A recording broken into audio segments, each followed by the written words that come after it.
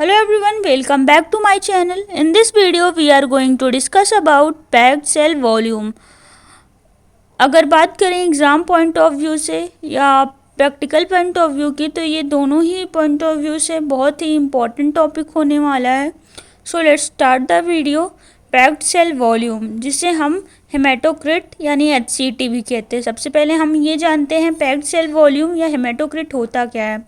अगर हम हेमाटोक्रिट को ब्रेक करके देखेंगे तो उसी से हमें पूरी इसकी डिफिनीशन समझ में आ जाएगी. पैक्ड सेल वॉल्यूम या हेमाटोक्रिट होता क्या है.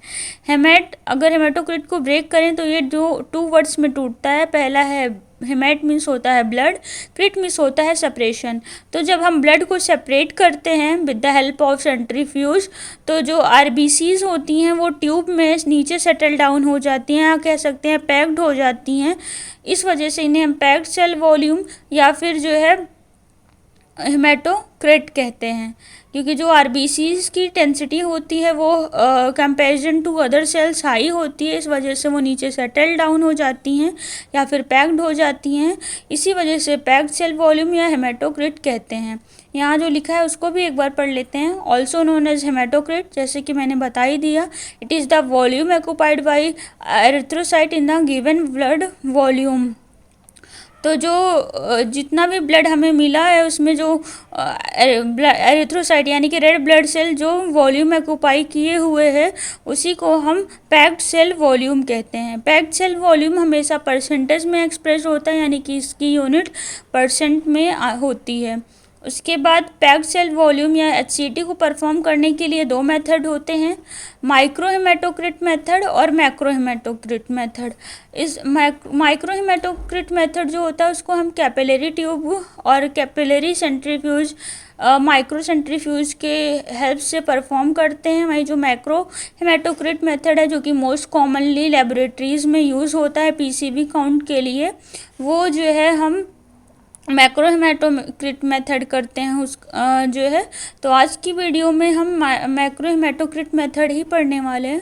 So let's start. Macro haematocrit method, जिसे हम PCV काउंट बाय विंट्रोब मेथड भी कहते हैं, क्योंकि इसमें जो है हम विंट्रोब ट्यूब और विंट्रोब स्टैंड का यूज़ मेनली करने वाले हैं. तो इस वजह से इसे हम विंट्रोब मेथड भी कहते हैं. तो सबसे पहले इसके प्रिंसिपल को देखते हैं. जब हम एंटीकोगुलेंट मिक्स ब्लड को जो है विंट्रोब ट्यूब में फिल करते हैं, उसके बाद उसको सेंट्रीफ्यूज करते हैं, तो जो रेड ब्लड सेल्स होता है वो ट्यूब में नीचे की तरफ सेटल डाउन हो जाता है, क्योंकि जो RBCs होती हैं उनकी जो डेंसिटी होती है वो बहुत ज़्यादा होती है. जब RBCs नीचे सेटल डाउन हो जाती हैं तो ऊपर सुपरनेटेंट में हमें एक क्लियर प्लाज्मा अपर साइड में मिल जाता है.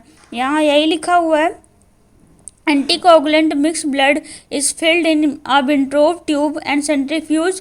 Red blood cells settle downwards in the bottom of the tube because of their greater density and leaving the clear plasma on upper side. तो जो एंटीकोगुलेंट ब्लड को जब हम सेंट्रीफ्यूज करते हैं तो जो ब्लड होता है वो 2 पार्ट में डिवाइड हो जाता है, क्योंकि RBC का जो डेंसिटी होती है वो हाई होती है. इस वजह से वो नीचे सेटल डाउन होती है, और जो है ऊपर हमारा क्लियर प्लाज्मा मिलता है, जिसे सुपरनेटेंट कहते हैं. उसका हमें कोई काम नहीं है. हमें जो नीचे सेडिमेंट यानी कि RBCs है उन्हीं को हम काउंट करके इसकी रीडिंग देते हैं. तो हमें इस मेथड को परफॉर्म करने के लिए EDTA वायल में 2 ml ब्लड चाहिए होता है. देन इसकी जनरल रिक्वायरमेंट, यानी कि इस टेस्ट को परफॉर्म करने के लिए हमें क्या क्या चाहिए. इस टेस्ट को परफॉर्म करने के लिए हमें विंट्रोब ट्यूब चाहिए. मैंने यहाँ आगे इमेज लगा भी रखी है कि विंट्रोब ट्यूब कैसे दिखती है और उसमें कैसे मार्किंग होती है. विंट्रोब ट्यूब से हम ESR भी परफॉर्म कर सकते हैं और PCV काउंट भी परफॉर्म कर सकते हैं.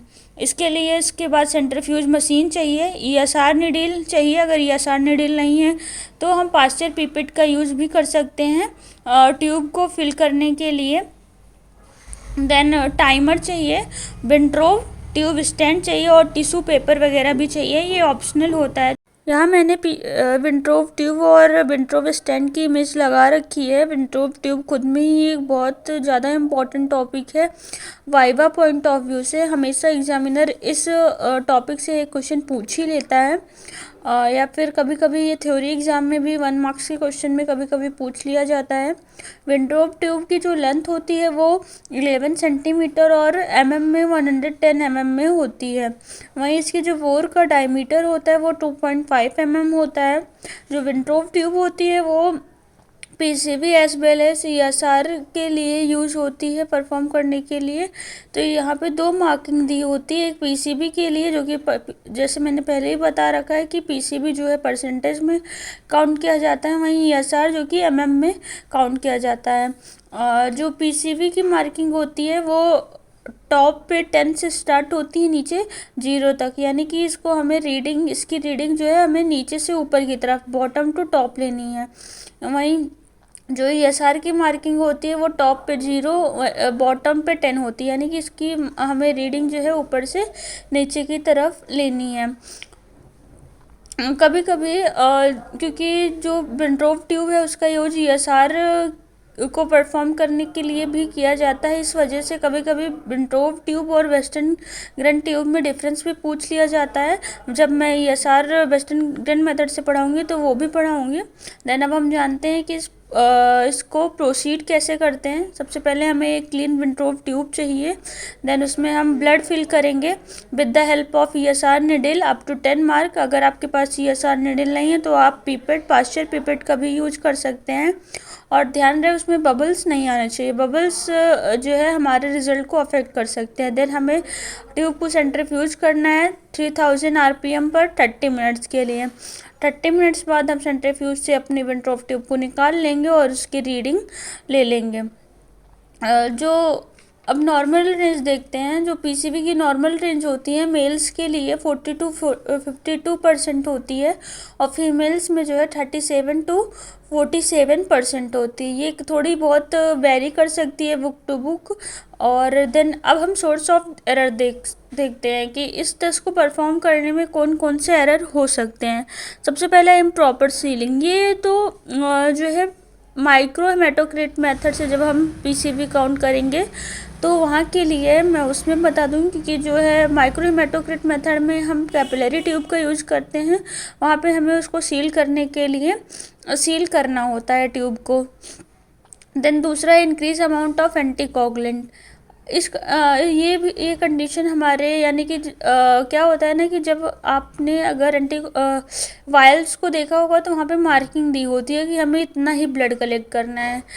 अब एंटीकोगुलेंट किस कंडीशन में इंक्रीज हो सकता है? उस कंडीशन में इंक्रीज हो सकता है कि जब हमने मार्किंग से कम ब्लड लिया हो। उस कंडीशन में ब्लड में एंटीकोगुलेंट की जो मात्रा होती है, क्वांटिटी होती है, वो ज़्यादा हो जाएगी और हमारा रिजल्ट अफेक्ट हो सकता है। दूसरी कंडीशन एक और आ सकती है कि हमने मार्किंग से ज़्यादा ब्लड ले लिया हो। इस कंडीशन में जो है भी हमारा रिजल्ट अफेक्ट हो सकता है। Then time and speed of centrifuge, ये भी जो है हमारे रिजल्ट को अफेक्ट कर सकता है, क्योंकि टाइम अगर हमने बढ़ा दिया या स्पीड बढ़ा दी तो उससे जो है हमारा रिजल्ट अफेक्ट होगा। बहुत ज़्यादा स्पीड पे अगर हम सेंट्रीफ्यूज करेंगे तो हीमोलाइज ब्लड के आरबीसी के हीमोलाइज होने के चांसेस बढ़ जाते हैं। देन एयर बबल्स भी जो है हमें हमारे रिजल्ट को अफेक्ट कर सकता है। कैसे कि वो सेडिमेंट प्रॉपर नहीं होने देगा आरबीसी को। और पांचवा बेड ट्यूब्स, अगर हमने हमारे जो विंट्रोव ट्यूब है उसमें वाटर प्रेजेंट है तो ये भी हमारे रिजल्ट को अफेक्ट कर सकता है। देन अब हम क्लिनिकल सिग्निफिकेंस देखते हैं। क्लिनिकल सिग्निफिकेंस पीसीबी किस किस कंडीशन में इंक्रीज होगा। तो पीसीबी जो है काउंट पॉलीसाइथीमिया के कंडीशन में इंक्रीज हो सकता है। पॉलीसाइथीमिया वो कंडीशन होती है जिसमें आरबीसी का लेवल जो है नॉर्मल से बहुत ज़्यादा बढ़ जाता है, उस कंडीशन को हम पॉलीसाइथीमिया कहते हैं। या पीसीबी काउंट जो है डिहाइड्रेशन की कंडीशन में भी इंक्रीज हो सकता है, या बर्न की कंडीशन में भी इंक्रीज हो सकता है, या किडनी या हार्ट डिसीज़ की कंडीशन में भी पीसीबी काउंट इंक्रीज हो सकता है। वहीं पीसीबी काउंट डिक्रीज किस किस कंडीशन में होगा, तो एनीमिया जैसे आप लोग को पता ही होगा, अ कंडीशन इन विच जो है level of HB and RBC is low with respect to low oxygen carrying capacity, यानी कि हीमोग्लोबिन और आरबीसी का लेवल जो है कम होता है और उसके साथ साथ ऑक्सीजन कैरिंग कैपेसिटी भी कम होती है, उस कंडीशन को हम एनीमिया कहते हैं। देन प्रेगनेंसी कंडीशन में भी पीसीबी काउंट डिक्रीज हो सकता है, या फिर न्यूट्रिशन डेफिशिएंसी में भी पीसीबी काउंट डिक्रीज हो सकता है। आई होप ये वीडियो आपको पसंद आई हो। अगर पसंद आई तो please like share and subscribe my YouTube channel. आपको कमेंट में विंट्रोप ट्यूब की लेंथ और उसके बोर का डायमीटर बताना है और पीसीबी काउंट के नॉर्मल रेंज भी बतानी है। प्लीज़ अगर आपके पास कोई क्वेरी हो इस वीडियो से रिलेटेड या कोई टॉपिक आप पढ़ना चाहते हैं तो please let me know in the comment box, and thanks for watching, keep supporting.